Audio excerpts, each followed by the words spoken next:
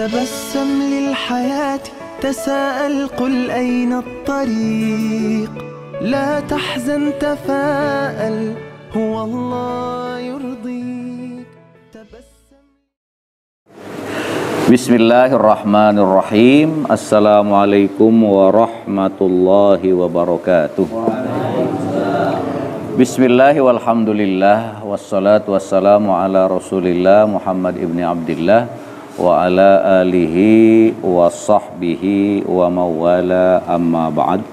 Jamaah sekalian yang saya cintai, saya hormati dan saya banggakan, doa saya mudah-mudahan kita semuanya yang hadir pada malam hari ini senantiasa selalu ada di dalam lindungan dan pertolongan Allah Subhanahu wa taala. Puja, puji dan syukur kita panjatkan kehadirat Allah Subhanahu wa taala atas berbagai macam nikmat yang Allah berikan kepada kita, sehingga alhamdulillah pada malam hari ini kembali kita sama-sama dapat hadir, duduk dan bersilaturahmi di majelis taklim kita ini. Mudah-mudahan hadirnya kita, duduknya kita, ngaji dan silaturahminya kita kesemuanya akan mendapat ganjaran dan balasan pahala dari Allah Subhanahu wa taala. Allahumma salli ala sayyidina Muhammad wa ala ali sayyidina Muhammad. Salawat dan salam kita sampaikan, kita hadiahkan dan kita persembahkan kepada junjungan kita Nabi besar Muhammad sallallahu alaihi wasallam. Jamaah sekalian yang saya cintai dan saya hormati, sejenak kita pasang telinga kita buka hati kita dengarkan apa yang akan kita bahas pada pengajian kita di malam hari ini. Ada satu hadis yang diriwayatkan dari Anas ibnu Malik radhiyallahu taala anhu. Qala Rasulullah sallallahu alaihi wasallam, qala Allah taala. Ada satu hadis kursi. Hadis kursi ini adalah firman Allah yang tidak ada di dalam Al-Quran, hanya Allah sampaikan kepada Nabi kita Muhammad sallallahu alaihi wasallam. Nah, kemudian oleh Rasul disampaikan kepada sahabat yang akhirnya sampai kepada kita semuanya. Apa kata Allah Subhanahu wa taala? Apa kata Nabi kita Muhammad sallallahu alaihi wasallam? Innallaha ta'ala yaqulu inni la uhimmu bi ahlil ardi azaban. Nah, ini kita analisa, kita pelajari, kita perhatikan baik-baik. Kata Allah, inni la uhimmu bi ahlil ardi azaban. Aku ingin menurunkan azab kepada penduduk bumi. Kata Allah. Allah itu kepengen nurunin apa? Azab kepada penduduk bumi, kepada orang-orang yang hidup di muka bumi. Kemudian kata Allah, fa idza nazartu ila imari buyuti wal mutahabbina biyya wal mustaghfirina bil ashar sarabtu azabi anhum. Kata Allah, aku ini kepengen banget udah nurunin azab pada penduduk bumi, kepada manusia. Tapi kata Allah, apabila aku melihat masih ada manusia yang imari buyuti, yang masih mau meramaikan rumah-rumahku, yang masih mau melangkahkan kakinya entah sholat berjamaah di masjid, entah dia hadir di majelis taklim, atau barangkali dia berjariah untuk masjid. Nah, ketika Allah melihat ternyata masih ada hambanya yang masih mau melangkahkan kaki untuk mentakmir, menghidupkan masjid, masih mau melangkahkan kakinya untuk sholat berjamaah di masjid, atau kita di sini mau di masjid ke, mau di musola ke, pokoknya masih ada hamba Allah yang apa? Yang mau meramaikan masjid tempat sholat. Wal mutahabbina biyya, kata Allah. Dan aku masih melihat ada hamba-hambaku yang saling sayang, saling menghormati, saling mencintai satu dengan yang lainnya karena aku. Artinya karena Allah. Wal mustaghfirina bil ashar. Dan masih ada hamba-hambaku yang di malam hari mereka masih istighfar. Tuh. Jadi di muka bumi ini masih ada tiga. Ya.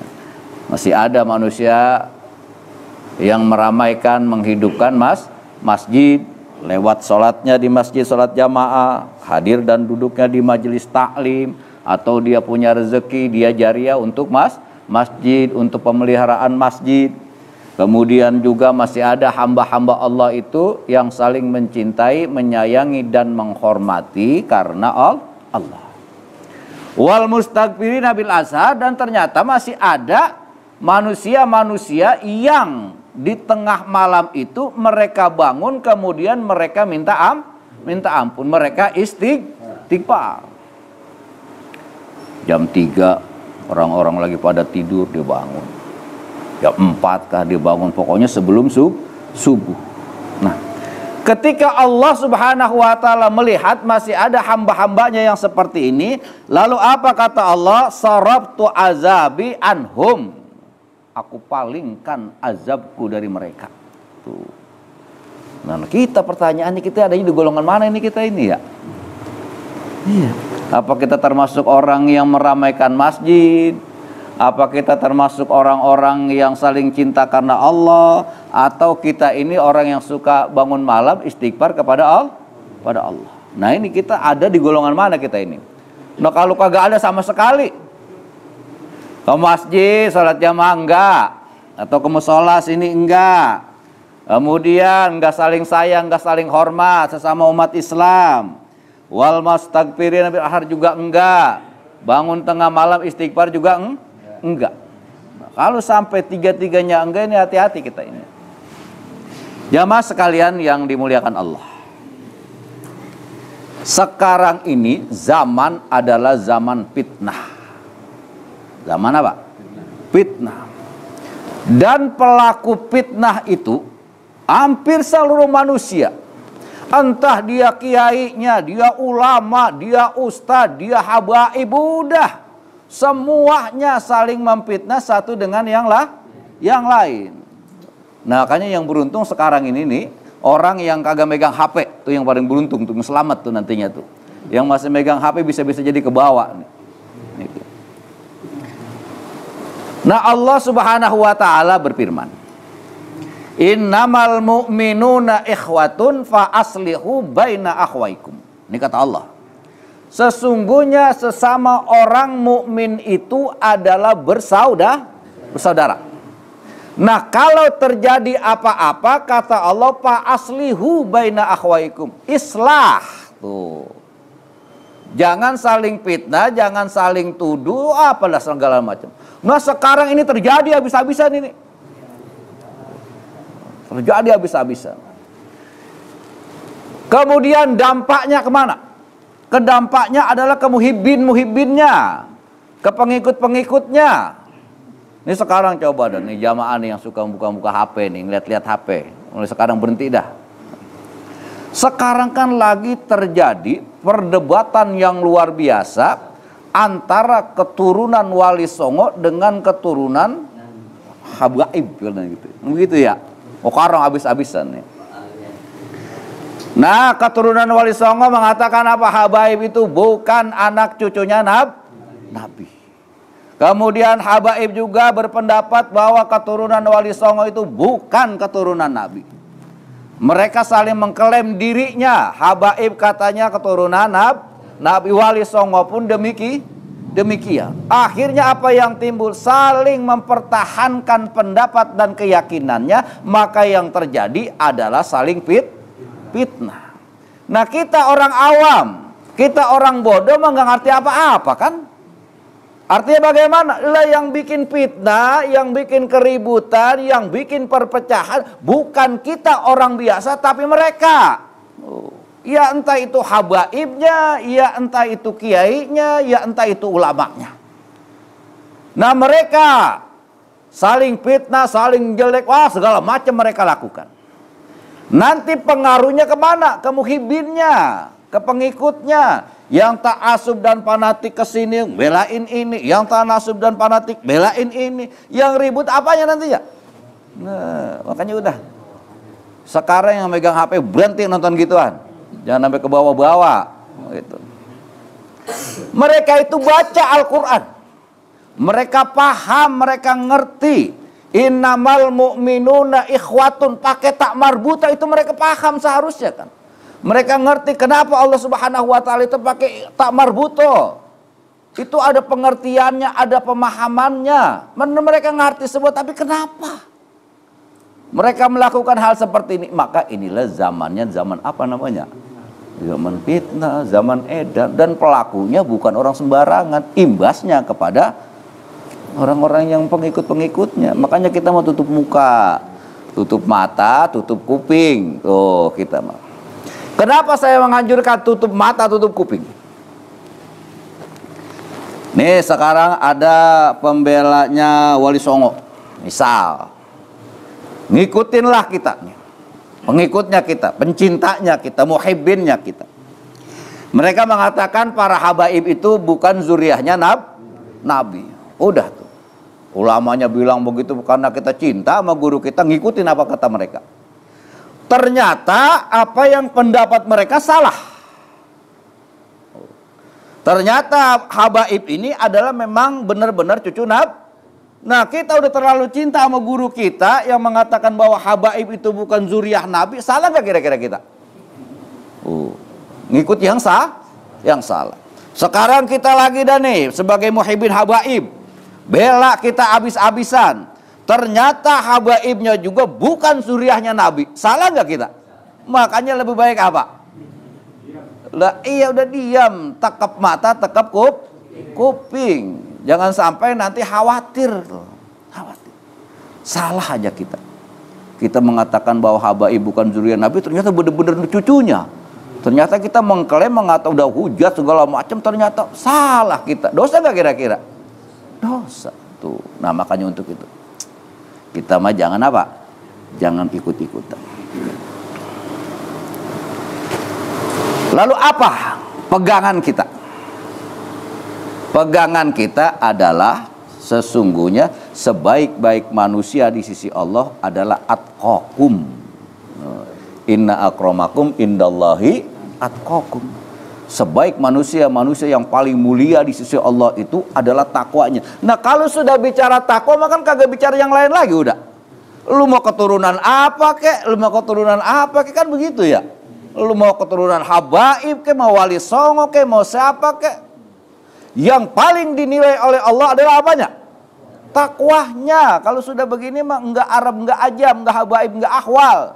Yang dinilai oleh Allah adalah ketakwaan kita. Maka untuk itulah kita tekap mata, tekap kuping, tingkatkan ketakwaan kita kepada Allah. Jangan sampai kita terbawa dan terpengaruh. Ini zaman, sekali lagi saya katakan zaman apa? Nih saya katakan ke jamaah nih. Kita ini semuanya adalah keturunan Nabi, bener enggak? Hah? Keturunan Nabi apa? Lu udah pasti itu kan? Gitu. Kalilah di zaman Nabi Adam terus sampai ke zaman Nabi Nuh, habis semuanya, tenggelam dunia. Kalau kita bukan keturunan Nabi Adam, maka keturunan periode kedua adalah kita keturunan anak cucunya Nabi Nuh. Nah kalau semua manusia mengklaim seperti ini, terjadi nggak yang kayak sekarang ini? Enggak. Asal kita katakan saya mah ini udah pasti keturunan Nabi Adam, atau saya mah udah pasti keturunan Nabi Nuh. Kalau semuanya ngaku begini, selesai nggak urusan ini? Selesai. Lah udah nggak ada yang mengklaim apa-apa lagi, nggak ada yang akan menyalahkan satupun itu, Mak. Ini kan karena saling mempertahankan masing-masing, yang pada akhirnya apa? Timbullah kekacauan. Nah, solusi yang paling baik. Ini solusi yang paling baik. Ini mudah-mudahan suara saya sampai kemana-mana nih ya. Kalau dibiarkan terus-menerus seperti ini kita akan jadi tontonan. Kita umat Islam ini akan dijadikan tontonan oleh orang lain. Orang lain yang dulunya indah memandang Islam, yang barangkali mereka suatu saat ingin melihat masuk Islam, nggak jadi ini mak. Ngapa yang lihat mereka orang Islam kayak begini? Yang dia tonton ulamanya lagi, yang dia lihat habaibnya lagi kayak gini. Lah bagaimana umatnya, bagaimana muhibbinnya, kan begitu. Nah, solusi yang paling baik. Ini kalau pemerintah tidak turun tangan terus-terusan begini. Makin banyak pengikut di sini, makin banyak yang cinta ini, terus-terusan itu. Akhirnya maunya nih pemerintah turun tangan, beres sudah semuanya. Apa caranya bagaimana? Pak Presiden panggil Menteri Agama. Itu panggil Menteri Agama. Pak Menteri ini tolong diberes ini, jangan sampai terjadi kekisruhan seperti ini. Kita umat Islam mau bersatu semuanya ini. Jangan. Lalu bagaimana caranya? Buktikan masing-masing. Gitu, buktikan masing-masing. Zaman sekarang udah zaman canggih, benar nggak kira-kira ini? Luar biasa canggihnya zaman ini. Artinya bagaimana? Diri kita ini bisa ketahuan keturunan siapa kita ini. Gitu. Asal di DNA aja. Habaib di DNA tuh. Mau alnya apa kayak dah. Mau Al-Atos, Al-Hadad apa. Di DNA semuanya itu. Nanti itu akan ketahuan darahnya. Asal J1, nah keturunan Nabi dah tuh. Begitu. Asal dia hasil DNA-nya, hasilnya J1 itu udah pasti keturunan Nabi. Lah pertanyaannya ini kenapa mereka gak mau di DNA? Sampai memfatwakan itu haram lah, enggak, untuk mengetahui. Kalau saya misalnya saya habaib. Saya yakin diri saya ini keturunan Nabi. Tapi kan kalau belum ada buktinya kan masih berat ya. Nah sekarang zaman udah canggih untuk bisa mengetahui itu agar silsilah kita itu sampai benar apa enggak sih kita satu gen sama Nabi itu DNA. Nah sudah begitu, ini kan belum ada yang berani. Lihat, ada satu Habib Ustadz itu suka di TV itu, namanya Ustadz Ja'far kalau nggak salah itu. Ustadz Ja'far ya, nggak salah itu. Udah. Sekarang dia udah nggak mau lagi dipanggil Habib. Kenapa? Karena ketika dia DNA hasilnya bukan J1, artinya bukan keturunan Nabi, maka mulai saat itu dia bawa kertasnya, semulai malam hari ini saya bukan Habib. Beres nggak kalau begitu itu udah? Lah selesai urusan. Ini kan masih mempertahankan, masih aja mempertahankan bahwa mereka itu adalah keturunan Nabi. Nah, silahkan aja. Tapi butuh bukti. Nah kalau sudah ini terlaksana, selesai, udah nggak ada di antara kita umat Islam ini yang mengklaim. Makanya buat kita sesungguhnya ketakwaan itulah yang paling mulia di sisi Allah. Maka saya harap jangan pernah ikut-ikutan. Jangan pernah ikut-ikutan. Misalnya saya senang dengan pendapatnya Ustadz Imaduddin dan kelompoknya. Misalnya ini ya udah silakan demen aja, tapi jangan ikut-ikutan. Kemudian saya suka misalnya dengan para habaib. Tetap kita jangan saling jelekan satu dengan yang lain. Sekali lagi bahwa kita umat mukmin, orang mukmin itu bersaudara. Kalau ada terjadi apa-apa, kata Allah fa aslihu, pakai fi'il amr. Artinya perintahnya lil wujub. Perintahnya itu wajib. Kalau ada apa-apa kalian hai orang mukmin, hai orang Islam, ada perkara apa, buru-buru beresin. Buru-buru islah, jangan sampai terjadi perpecahan. Nah, kalau saja seluruh umat Islam, entah apa itu golongannya, mau keturunan Wali Songo, mau keturunan habaib, ketika terjadi perpecahan seperti ini, udah kembali sadar diri bahwa kita semuanya bersaudara. Kalau ada apa-apa perkara yang bisa memecah belahkan, buru-buru islah, buru-buru diperbaiki, sadar diri bahwa sesungguhnya yang paling mulia di sisi Allah itu bukan rasnya, bukan sukunya, bukan bangsanya, tetapi apanya? Takwa kita kepada Allah. Wassalamualaikum warahmatullahi wabarakatuh.